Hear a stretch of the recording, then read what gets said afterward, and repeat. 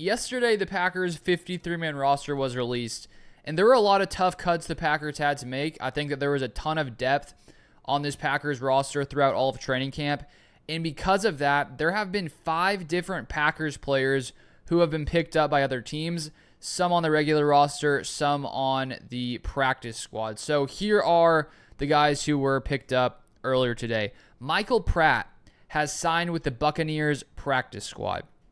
So before the Packers made the trade for Malik Willis, bring him into Green Bay, I thought that Michael Pratt would be the guy to be the Packers' backup. I think he's more talented than Sean Clifford. I think in the long run, let's say 1 year, 2 years, 3 years down the line, he's going to be a better overall quarterback, and it could just be that, he's probably going to be a backup in the NFL. I just think that he has more talent. I think that he throws a better ball. Right now, Sean Clifford does have more experience, and I think that's why the Packers brought him on to their practice squad. And I'm going to go through the entire practice squad a little bit later in this video.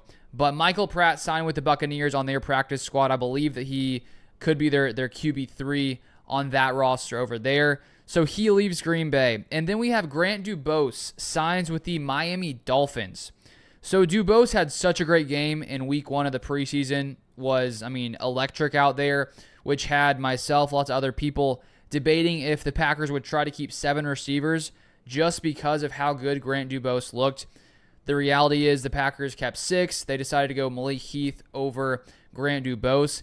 And I honestly don't think it was, that much against Grant Dubose. It's just this Packers receiver group is so loaded with talent that, when your 7th guy is Grant Dubose, typically wide receiver 7, not going to see much action unless your entire or lots of your receiver room goes down with injuries.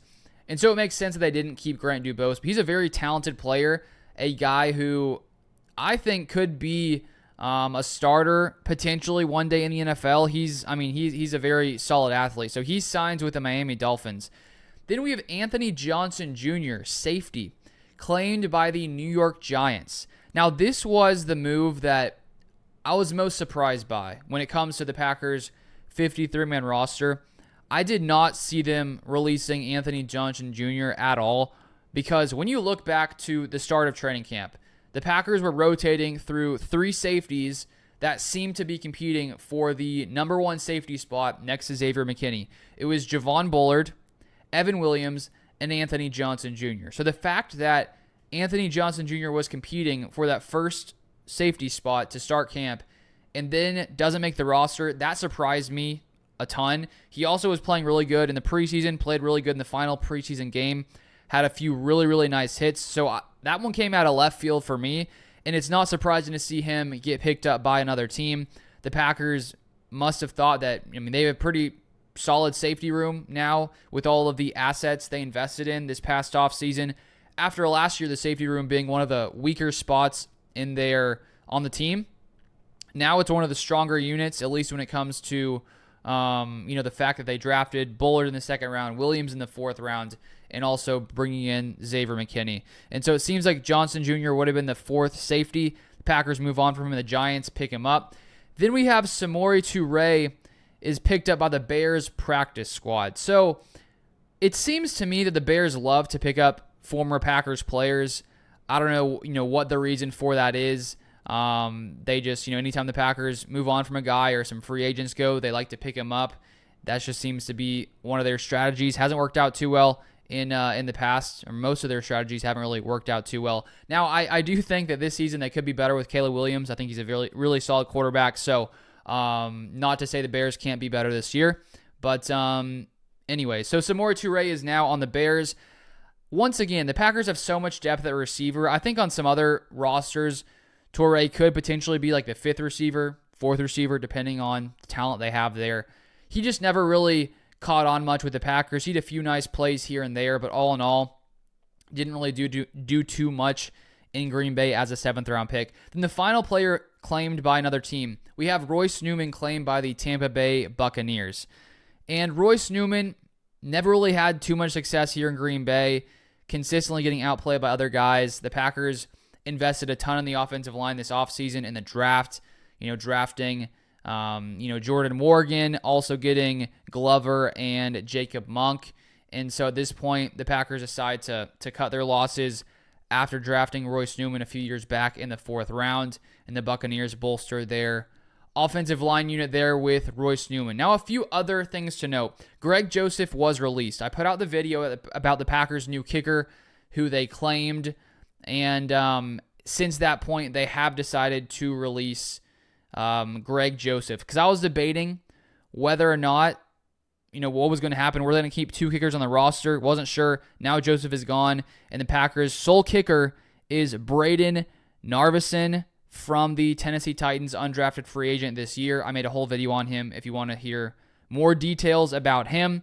And the Packers have kept Alex Hale. He is on the practice squad, counted as an international player pathway player instead of Kenneth Odomegwu, who a few days ago or in the past week was let go. And so now the 2 Packers kickers here, we got Braden Narveson on the final roster, and then the 53-man roster, and then Alex Hale on the practice squad. So that's the Packers' solution at kicker right now. We'll see how it works out. I do like the signing. Seems to be promising. I'll keep my fingers crossed. Now for the Packers practice squad, the whole squad. I'll read it out. This is 12 guys right now. It's going to be 16 total. As I said, Alex Hale does not count because he's a part of the International Player Pathway Program. And for whatever reason, those guys do not count against the practice squad. So they can sign 5 more guys. This is a list from Packers Wire. We got defensive end Deslin Alexandre, quarterback Sean Clifford, defensive lineman James Esther, Alex Hale, wide receiver Julian Hicks, offensive lineman Donovan Jennings, who is an undrafted player, given a somewhat good amount of guaranteed money, $100K or so. It seemed like he could potentially compete for a roster spot early in camp, dealt with some injuries, but now he's on the practice squad.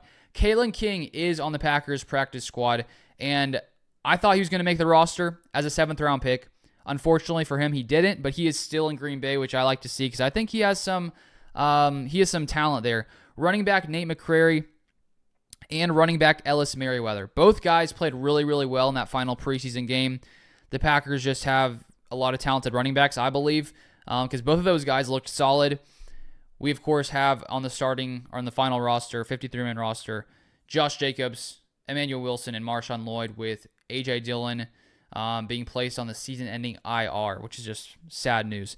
Then cornerback Robert Rochelle, also on the practice squad. Offensive lineman Lecitus Smith is on the practice squad. And then finally, for now, we have tight end Messiah Swinson. So that is the Packers practice squad. We've touched on all the other players who have signed elsewhere. I think that just shows you the fact that, 5 other guys right now picked up by other teams. That just shows how much depth this Packers roster has, that all these other teams are like, who did the Packers release? Oh, we got to go get them. They have a better team. But that's all I have for this one. If you want more Packers content, feel free to subscribe, turn on the post notifications so you don't miss any Packers news. And you can also follow me on Twitter at LukeBeller3.